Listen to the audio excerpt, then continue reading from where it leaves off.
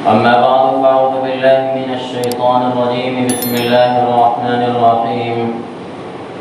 وقضى ربك ألا تعبدوا إلا إياه وبالوالدين إحسانا إما يبلغن عندك الكبر أحدهما أو كلاهما فلا تقل لهما أف ولا تنهرهما وقل لهما قولا كريما واخفض لهما جناح الذل من الرحمة وقل رب ارحمهما كما ربياني صغيرا وربكم أعلم بما في نفوسكم إن تكونوا صالحين فإنه كان للأوابين غفورا. وقال الله تبارك وتعالى في موضع آخر ووصينا الإنسان بوالديه حسنا حملته أمه كرها ووضعته كرها وحمله وفصاله 30 شهرا. صدق الله العلي العظيم.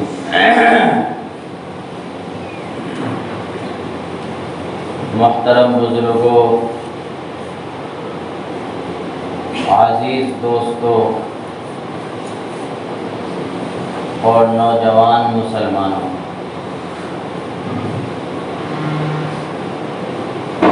اللہ تبارک و تعالی نے دنیا میں مختلف طرح کے رشتے بنائے، لیکن تمام رشتوں میں سب سے مضبوط اور سب سے مستحکم، بلکہ یوں کہا جائے کہ دنیا میں اس روئے زمین پر خداوند قدوس کے بعد کوئی سب سے باعظمت رشتہ، باوقار رشتہ اور با احترام رشتہ ہے تو وہ والدین اور اولاد کا ہے۔ والدین کے ساتھ حسن سلوک کا حکم خود اللہ تبارک و تعالی نے قرآن پاک کی آیات میں صراحتاً فرمایا ہے، اور اللہ تبارک و تعالی نے یہ رشتہ ایسا بنایا کہ ان کی رضامندی میں اللہ تبارک و تعالی نے اپنی رضامندی کو موقوف رکھا، اور ان کی ناراضگی میں اللہ تبارک و تعالی نے اپنی ناراضگی کو موقوف رکھا۔ مطلب صاف ہے کہ اگر اللہ تبارک و تعالی کو اور اس کے رسول صلی اللہ علیہ وسلم کو ہمیں راضی رکھنا ہے تو ان کو راضی رکھنے کی جو دنیا کے اندر ان کو راضی رکھنے کے اسباب ہیں اور دنیا کے اندر ان کو راضی رکھنے کا جو زینہ ہے اور سیڑھی ہے، یہ ہمارے والدین ہیں۔ ایک حدیث پاک میں اللہ کے نبی صلی اللہ علیہ وسلم نے فرمایا کہ والدین تمہارے دنیا کے اندر یا تو جہنم کے 2 دروازے ہیں یا جنت کے 2 دروازے ہیں۔ مطلب یہ ہے کہ یہ اگر راضی ہیں دنیا کے اندر تو آخرت میں یہ دونوں جنت کے دروازے ثابت ہوں گے، اور اگر یہ دونوں ناراض ہیں تو ظاہر ہے کہ یہی دونوں مرنے کے بعد آخرت میں جہنم کے دروازے ثابت ہوں۔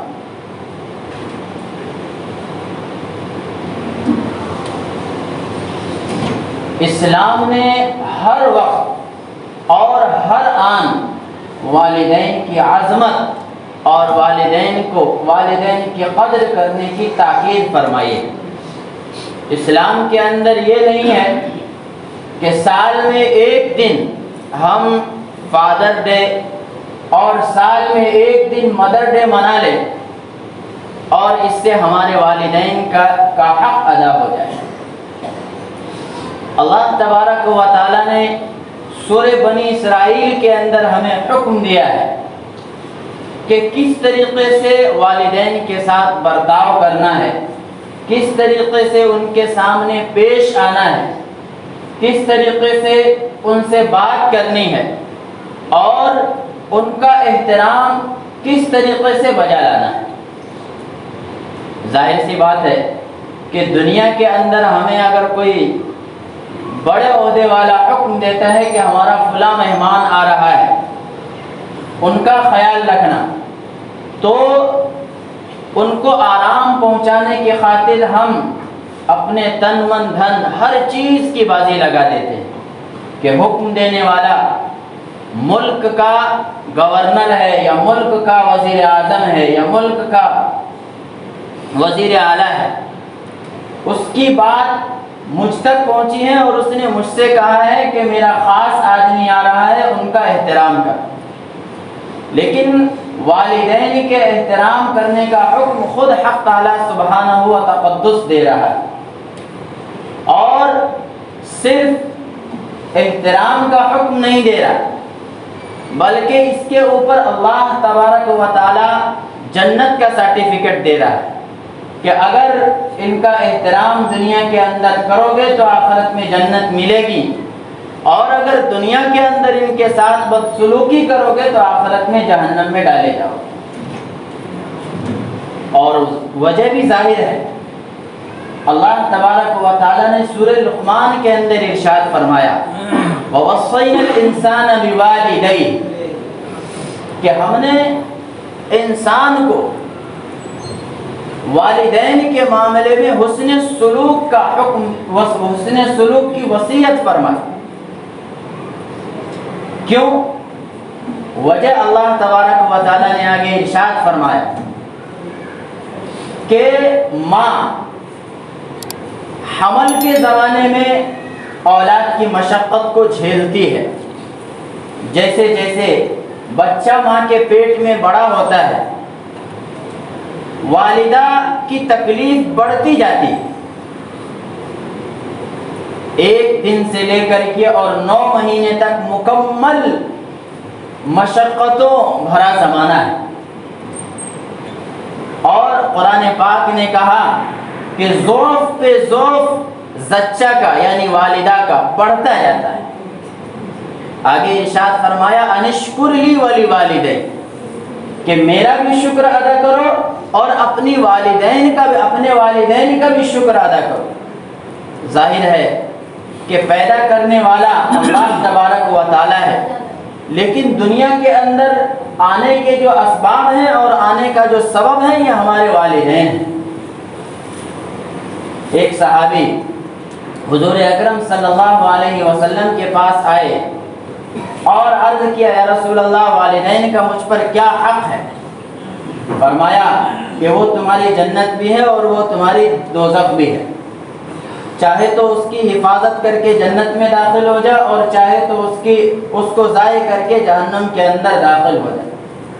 ایک دوسری روایت میں اللہ کے نبی صلی اللہ علیہ وسلم نے ارشاد فرمایا کہ اگر والدین ظلم بھی کرے تب بھی ان کے ساتھ ترش روئی کا معاملہ کرنے کا حکم نہیں ہے، اور یہ الفاظ آپ نے 3 مرتبہ ارشاد فرمائے وَإِن ظَلَمَا وَإِن ظَلَمَا وَإِن ظَلَمَا۔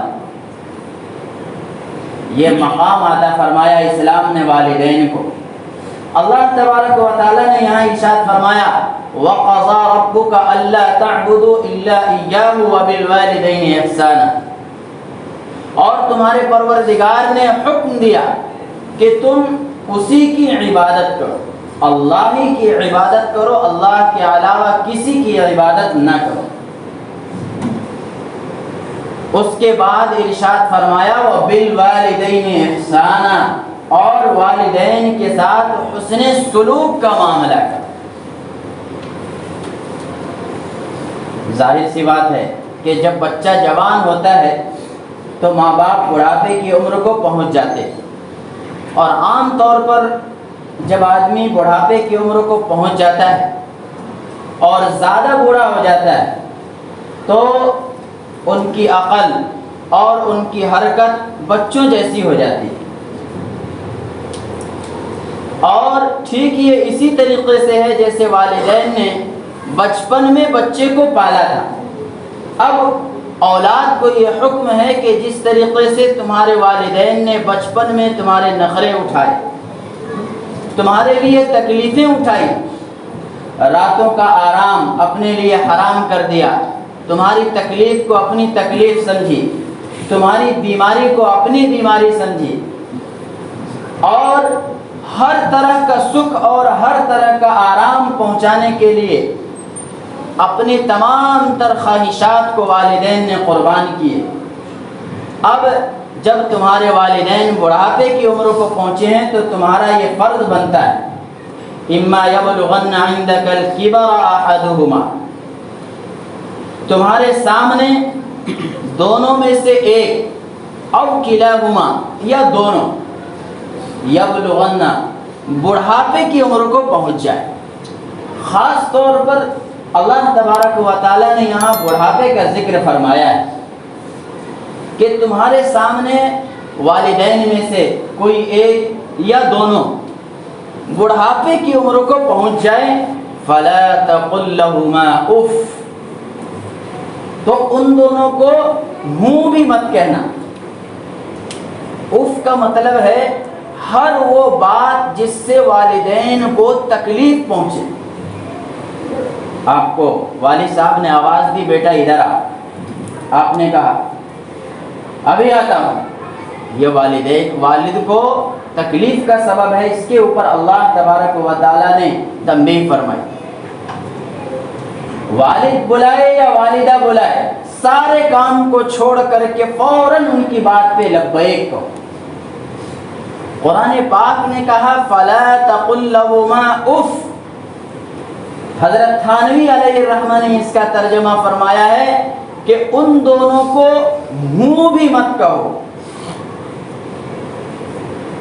حضرت ابن عباس رضی اللہ تعالیٰ عنہ فرماتے ہیں کہ اگر اس سے بھی کوئی دوسرا لفظ ایسا ہوتا جو ادنا تکلیف پر دلالت کرتا تو اللہ تبارک و تعالیٰ اس کو استعمال فرما. اف کا مطلب ہے کہ ہر وہ بات جو والدین کو ناگوار گزرے، ہوں بھی مت کہو، یوں بھی مت کہو، تیز آواز سے ان کے سامنے مت بولو، ان کی بات پر ہر وقت لبیک کہنے کے لیے تیار رہو، اپنی سعادت سمجھو.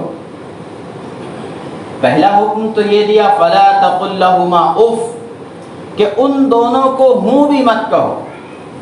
ولا تنہرہما، اور نہ ان دونوں کو جھڑکو. دو باتیں منع فرمائی اللہ تبارک و تعالی، منفی کے انداز میں، نیگیٹو انداز میں.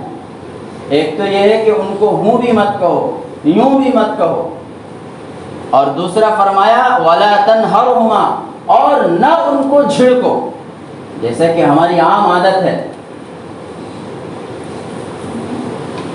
کہ گھر میں آئے، والد نے یا والدہ نے کچھ پوچھا تو فوراً ہم اس انداز میں جواب دیتے ہیں کہ ابھی میں باہر سے آیا ہوں اور ابھی بک بک کرنا شروع کر دیا. یہ والدین کو تکلیف کا سبب ہم بن رہے، والدین کے لیے تکلیف کا سبب بن رہے. اس سے اللہ تبارک و تعالیٰ نے منع فرمایا ہے. یہ دونوں چیزیں، نہ ان کو جھڑکو اور نہ ان کو منہ کہو، ان دونوں سے تو منع فرمایا. آگے اللہ تبارک و تعالیٰ نے فرمایا کہ ان دونوں سے تم بات کیسے کرو. وَقُلْ لَهُمَا قَوْلًا كَرِيمًا، اور تم ان دونوں سے قولاً کریما، نرمی کے ساتھ، نرمی سے بات کرو. اللہ تبارک و تعالیٰ نے ایک لفظ لا کر کے قولاً کریما کہ نرمی سے بات کرو. ایک ادب. دوسرا ادب جو اس سے اگلی آیت میں ہے وہ ادب کے انتہائی غایت درجے کو شامل ہے. ایک تو یہ فرمایا وَقُلْ لَهُمَا قَوْلًا كَرِيمًا ہر وقت ان سے نرمی سے بات کرنی ہے، چاہے تم کیسے بھی حالت میں ہو، تم کام سے آئے ہو، تم تھکے ہوئے ہو، رات میں سوئے نہیں ہو، چاہے آپ جیسی بھی حالت میں ہو، والدین سے ہر وقت نرمی سے پیش آنا، نرمی سے بات کرنا۔ آگے ارشاد فرمایا وَاخْفِضْ لَهُمَا جَنَاحَ الذُّلِّ مِنَ الرَّحْمَةِ، اور اپنے بازوؤں کو اور اپنے نرم بازوؤں کو ان کے سامنے جھکا دو۔ مفسرین کرام نے لکھا ہے کہ جیسے سخت مزاج غلام آقا کے سامنے غلام جب کھڑا ہوتا ہے تو کانپتا رہتا ہے ان کے سخت مزاجی کی وجہ سے۔ جیسے آپ لوگ آفس میں کام کرتے ہوں گے تو اپنے باس کے سامنے اگر باس غصہ میں ہو تو کانپتے رہتے ہوں، کہیں نوکری نہ چلی جائے، باس ناراض میرے کام سے ناراض ہو کر کے مجھے کام سے نہ نکال دے، میری سیلری کا کچھ حصہ نہ کٹ جائے۔ یہ سارے خطرات ہمارے دلوں کے اندر نوکری پہ رہتے ہیں۔ مفسرین کرام نے لکھا ہے کہ جیسے کوئی سخت مزاج آقا ہو اور اس کے سامنے غلام ادب کی وجہ سے یا ڈر کی وجہ سے تھر تھر کانپنے لگے، اور اس کے سامنے جب پیش کیا جائے تو وہ یہ کوشش کرے کہ کتنا ادب میں بجا لاؤں کہ میرا آقا مجھ سے راضی ہو جائے، اس سے بھی زیادہ ادب کے ساتھ اپنے والدین کے سامنے پیش آؤ۔ ہم اپنے استاد کو خوش کرنے کے لیے ہر ممکن کوشش کرتے ہیں، ہم اپنے شیخ کو خوش کرنے کے لیے ہر وقت کوشش کرتے، لیکن جب والدین کی باری آتی ہے، اور بطور خاص نوجوان اس بات کو یاد رکھے کہ جب شادی ہو جاتی ہے تب تو والدین کو ایک بوجھ سمجھنے لگتے ہیں، اور گھر کے اندر ان کا رہنا نئی نویلی دلہن کے ساتھ بچوں کو گراں گزرتا ہے، بھاری پڑتا ہے۔ اس لیے انگریزوں نے ایک اس کی شکل نکالی، آپ لوگ جانتے ہوں گے، اس کو بوڑھوں کا گھر کہا جاتا ہے، جس کو ہم انگریزی میں اولڈ ایج ہوم کہتے ہیں۔ انگریزوں نے کہا کہ چلو جب والدین بوڑھے ہو گئے، ان کا احترام تو سال میں ایک دن ہے، فادر ڈے منائیں گے یا مدر ڈے منائیں گے، 365 دن میں ایک دن فادر ڈے پہ جا کر کے والد کو وش کر دیں گے یا والدہ کو وش کر دیں گے، 365 دن کا حق ادا ہو گیا۔ ان کو کہاں رکھو؟ اولڈ ایج ہوم میں۔ کیوں؟ اس لیے کہ ہم گھر میں رہیں گے، ہم کوئی غلط کام کریں گے یا اچھا ہی کام کریں گے، ہمارے والدین ہمیشہ ہر بات پہ ٹوکتے رہیں گے، روکتے رہیں گے، ہماری پرائیویسی میں فرق آئے گا، ہمیں انجوائے کا وقت نہیں ملے گا، کھل کر کے جینے کا وقت نہیں ملے گا۔ یہ انگریزوں نے ہمیں تعلیم دی اور اس کو ہم نے اپنایا۔ آج ہر شخص اپنے گریبان میں جھانک کر کے یہ دیکھ سکتا ہے کہ ان کے والدین کے ساتھ ان کا کیا معاملہ ہے اور قرآن کیا کہتا ہے۔ اور یہ قیامت کی نشانی ہے کہ جب قیامت قریب ہوگی تو اپنے دوستوں کے لیے لوگوں کے پاس وقت ہوگا، دوستوں سے جب ملیں گے تو خندہ پیشانی کے ساتھ ملیں گے، اجنبی لوگوں سے ملیں گے تو خندہ پیشانی کے ساتھ ملیں گے، بیویوں کے ساتھ خوش رہیں گے، دیگر رشتہ داروں کے ساتھ خوش رہیں گے، لیکن جب باری والدین کی آئے گی تو چڑچڑا ہو جائے گا، ذہن چڑچڑا ہو جائے گا، غصہ آ جائے گا والدین کو دیکھ کر کے۔ یہ قیامت کی عین نشانی ہے، والدین کو بوجھ سمجھنا یہ قیامت کی عین نشانی ہے۔ یہ چیزیں انگریزوں نے ہمیں بتلائی اور ہم نے اس کو اپنایا ہے، اللہ معاف فرمائے۔ قرآن کریم نے کہا وَقُلْ لَهُمَا قَوْلًا كَرِيمًا، ایک ادب یہ ہے کہ تم ان سے نرمی سے ہر وقت بات کرو۔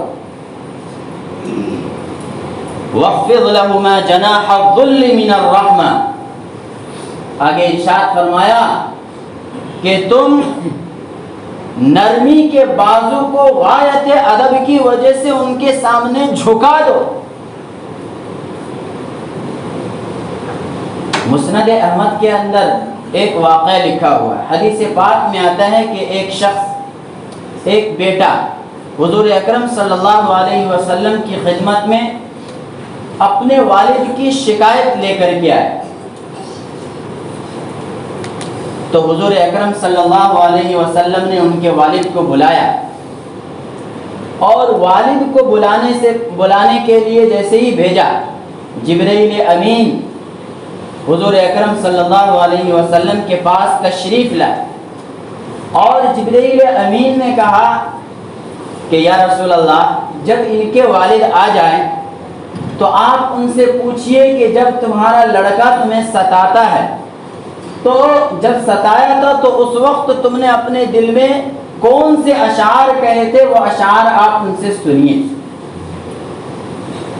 ان کے والد آئے اور ان کے والد سے حضور اکرم صلی اللہ علیہ وسلم نے دریافت فرمایا کہ کیا تمہارا یہ لڑکا ہے؟ انہوں نے کہا کہ جی ہاں، یہ میرا لڑکا ہے۔ کیا تکلیفیں دیتا ہے اور کس بات پہ بگڑتا ہے؟ تو والد نے کہا کہ یا رسول اللہ، آپ ان سے پوچھئے کہ جو مال ہے میرے پاس، میں سوائے ان کی پھوپھی اور دیگر رشتہ داروں کے علاوہ کسی پہ خرچ نہیں کرتا۔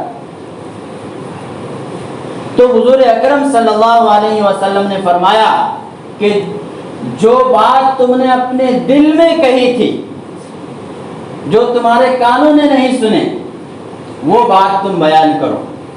انہوں نے کہا یا رسول اللہ، میں آپ پر ایمان رکھتا ہوں اور اللہ تبارک و تعالیٰ پر ایمان رکھتا ہوں اور آپ پر ایمان رکھتا ہوں جس نے آپ کو حق کے ساتھ بھیجا ہے۔ بے شک اللہ تبارک و تعالیٰ اس بات پر قادر ہے کہ انسان دل کے اندر جو سوچے وہ بھی اللہ کو خبر ہے۔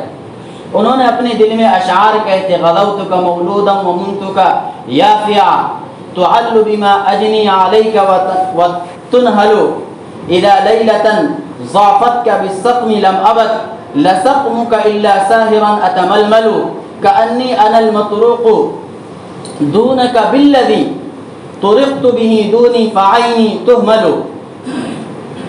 اس پورے اشعار کا ترجمہ کہ میں نے تجھے بچپن میں غذا دی اور جوان ہونے کے بعد تمہاری ذمہ داری اٹھائی۔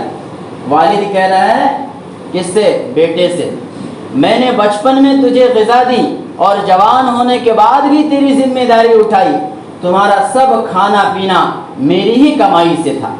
جب کسی رات میں تمہیں کوئی بیماری پیش آتی تو میں نے تمام رات تمہاری بیماری کے سبب بیداری اور بے قراری میں گزاری، گویا کہ تمہاری بیماری مجھے ہی لگ گئی ہو، تمہیں نہیں، جس کی وجہ سے میں تمام شب تمام رات روتا رہا۔ میرا دل تمہاری ہلاکت سے ڈرتا رہا، حالانکہ میں جانتا تھا کہ موت کا ایک دن مقرر ہے، پہلے یا پیچھے موت نہیں آ سکتی۔ پھر جب تم اس عمر اور اس حد تک پہنچ گئے جس کی میں تمنا کیا کرتا تھا، والد کیا تمنا کرتا ہے کہ میرا بیٹا جلدی سے جوان ہو جائے، تو تم نے میرا بدلہ سختی اور سخت کلامی بنا دیا، گویا کہ تم ہی مجھ پر احسان و اکرام کر رہے ہو۔ کاش اگر تم سے میرے باپ ہونے کا حق ادا نہیں ہو سکتا تو کم از کم ایسا ہی کر لیتے جیسا ایک شریف پڑوسی اپنے پڑوسی کے ساتھ کیا کرتا ہے۔ آگے فرمایا تو کم از کم مجھے پڑوسی کا حق تو دے دیا ہوتا اور خود میرے ہی مال میں میرے حق میں بخل سے کام نہ لیا ہوتا۔ یہ اشعار حضور اکرم صلی اللہ علیہ وسلم نے جب سنے تو بیٹے کا گریبان پکڑ لیا اور آپ کا غصے سے چہرہ بالکل سرخ ہو گیا اور گریبان پکڑ کر کے آپ نے فرمایا انت ومالک لابیک، تو بھی باپ کے لیے اور تیرا مال بھی باپ کے لیے، تیری مجال نہیں ہے کہ باپ اگر مال خرچ کرتا ہے تو اس کو روکے۔ اسی کو قرآن پاک نے کہا وَقُلْ رَبِّ ارْحَمْهُمَا كَمَا رَبَّيَانِي صَغِيرًا، اور تم اپنے والدین کے لیے بڑھاپے میں دعا کرو۔ کیا دعا کرو؟ اور تم کہو رب ارحمہما، اے میرے پروردگار تو ان میرے بوڑھے ماں باپ پر رحم فرما، کما ربیانی صغیرا، جیسا کہ انہوں نے بچپن میں مجھے پالا ہے۔ بچپن میں بچوں کو پالنے میں والدین کو کم پریشانی نہیں ہوتی ہے۔ آپ میں سے اکثر صاحب اولاد ہوں گے، اور بچے کی پرورش میں کیا دقتیں آتی ہیں، کیا پریشانیاں آتی ہیں، ہر شخص اس کو محسوس کر سکتا ہے۔ اپنے آپ کو اس مقام پر اتار کر کے دیکھے، اور ایسا نہیں ہے کہ تم دل کے اندر کچھ بھی رکھے ہوئے ہو اور ظاہری طور پر والدین کے ساتھ حسن سلوک کا معاملہ کر رہے ہو دکھاوے کے لیے۔ اللہ تبارک و تعالیٰ نے اس کو بھی ارشاد فرمایا ربکم اعلم بما فی نفوسکم، تمہارے دلوں کے اندر جو ہے اس کو اللہ تبارک و تعالیٰ بخوبی جانتا ہے کہ تم دل سے والدین کی خدمت کر رہے ہو یا اوپری دل سے کر رہے ہیں۔ آگے فرمایا ان تکونوا صالحین فانہ کان للاوابین غفورا، اگر تم نیک ہوگے، مطلب والدین کی خدمت کرو گے اور خدمت بجا لاؤ گے، ان کا ادب و احترام بجا لاؤ گے، ان کے لیے اللہ تبارک و تعالیٰ نے اس آیت میں دو باتیں منفی طور پر سمجھائی اور دو باتیں مثبت طور پر سمجھائی، دو باتوں سے منع فرمایا اور دو ادب سکھلائے، اور تیسری بات جو بتلائی اس کے اندر عمومیت رکھی۔ مفسرین کرام نے فرمایا وَقُلْ رَبِّ ارْحَمْهُمَا، کہ یہاں پہ انسان کو اس کے احسانات یاد دلائے گئے کہ اپنے والدین کے لیے زندگی میں بھی دعا کرنا ہے اور ان کے مرنے کے بعد بھی دعا کرنا ہے، اور جن کے والدین اس دنیا سے جا چکے ہیں اپنے والدین کے ساتھ ملنے جلنے والوں سے حسن سلوک کا معاملہ رکھنا ہے۔